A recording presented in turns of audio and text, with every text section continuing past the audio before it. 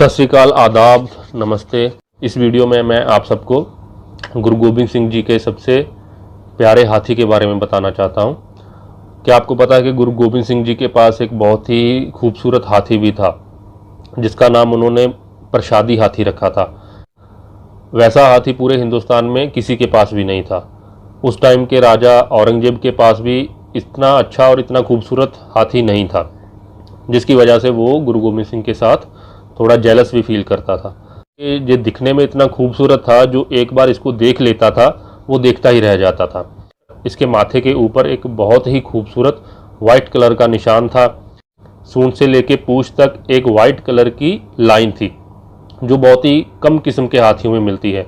और माना जाता है कि ऐसे हाथी थाईलैंड में ही पाए जाते हैं। थाईलैंड में जो चिंगमई नाम का इलाका है वहीं पे पाए जाते हैं। शायद ये हाथी भी वहीं से आया था, क्योंकि ये हाथी गुरु गोबिंद सिंह जी को आसाम के राजा रतन राय ने तोहफे में दिया था।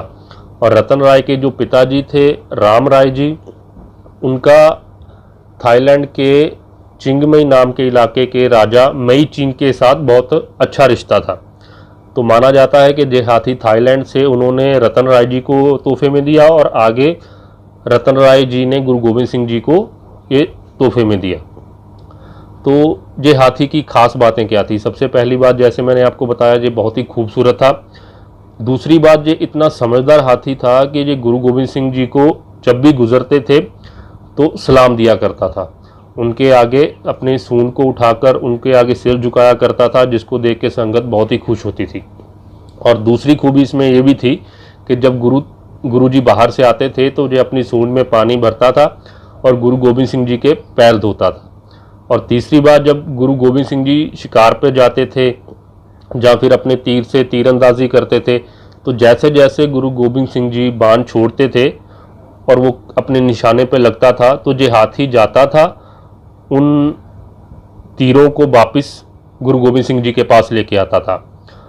और चौथी बात ये थी कि ये हाथी रात के समय सूंड में मिसाल पकड़ के गुरु जी के पीछे पीछे चलता था, उनको आगे रास्ता दिखाता था।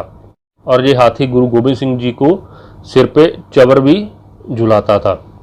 जैसे हमने देखा है कि गुरु गोबिंद सिंह जी के सिर के ऊपर चौबर घुमाया जाता है, तो ये हाथी गुरु गोबिंद सिंह जी के ऊपर चबर घुमाता था और संगत में संगत करता था।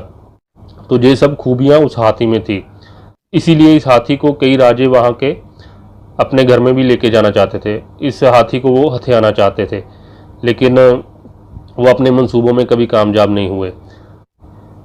इस हाथी को गुरु गोबिंद सिंह जी बहुत प्यार करते थे और हमेशा अपने साथ रखते थे। लेकिन 1705 में जब अनंतपुर साहिब की जंग हुई, तो अनंतपुर साहिब को 8 महीने तक मुग़लों ने और पहाड़ी राजाओं ने घेर के रखा, जिसकी वजह से क्या हुआ कि बाहर से अंदर सामान जाना बंद हो गया।